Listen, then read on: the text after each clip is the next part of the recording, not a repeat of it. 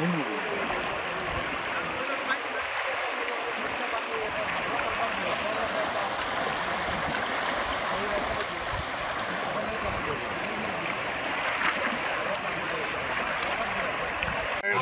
জিলাত তাৰে দুটা চালোঁ, এটাতো যাব নোৱাৰি যিহেতু এই ৰাস্তাত য'ত আছোঁ তাৰ পৰা ছেকেণ্ড ব্ৰিজটোত যাব নোৱাৰিম।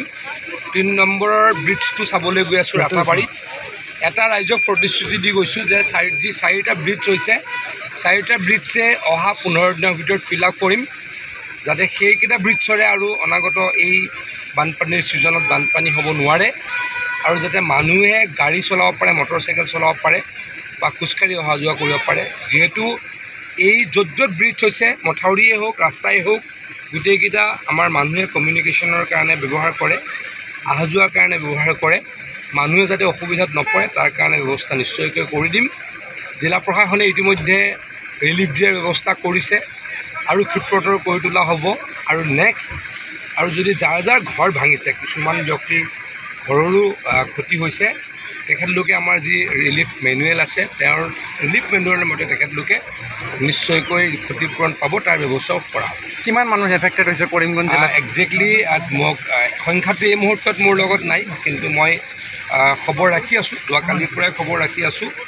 আৰু ৰিলিফটো মই কৰিমগঞ্জ জিলাত ডেফিনেটলি চাব লাগিব, গাৰ্জেন মিনিষ্টাৰ, কিন্তু মই চাওঁ বানপানী। গতিকে এই মুহূৰ্তত সংখ্যাটো মোৰ লগত নাই, কিন্তু যাৰ ক্ষতি হৈছে সকলোৱে সুবিধা নিশ্চয়কৈ ক্ষতিপূৰণ। গোটেই অসমত কিমান ডিষ্ট্ৰিক্টত এতিয়ালৈকে হোৱা নাই, অকল আমাৰ বৰাক ভেলীতে হৈছে এতিয়ালৈকে।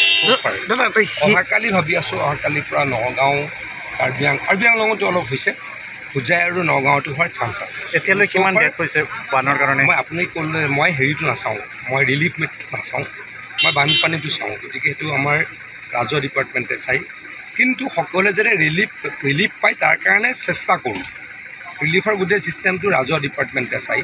মোৰ কামটো হ'ল যাতে মথাউৰি নাভাঙে তাৰ কাৰণে চেষ্টা কৰা, মথাউৰি ভাঙিলে ইমিডিয়েট যাতে মথাউৰিটো ৰিপেয়াৰিং কৰিব পাৰোঁ সেইকেইটা ব্যৱস্থা কৰা, তাৰ কাৰণেহে মই কাম কৰোঁ। দেখা গৈছে যে ৰঙা মাটি দি পেলাই মথাউৰিবিলাক বনাই দিয়ে, যাৰ কাৰণে মাটিখিনি দেখাই দিব, তাৰ পৰা আনি দিম।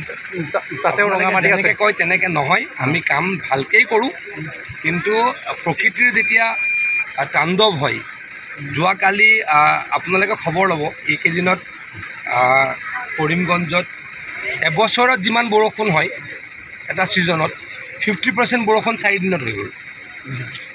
আপুনি খবৰ ল'ব, যোৱা 24 ঘণ্টাত, মানে আজি ৰাতিপুৱালৈকে 24 ঘণ্টাত ডিমা হাজোত 350 mm বৰষুণ হৈছে। গতিকে বছৰত বৰষুণে হয় ক'ৰবাত 3000 mm, ডিমা হাজোত কৈছোঁ। তাৰে এদিনত যদি 350 mm হয়, তেতিয়া ক'ৰবাত নহয় ক'ৰবাত প্ৰকৃতিৰ লগত যুঁজাটো কষ্ট হয়, কিন্তু ভালদৰে নিশ্চয় কাম কৰিম। দেখা গया आप करीमगंज में आए हैं,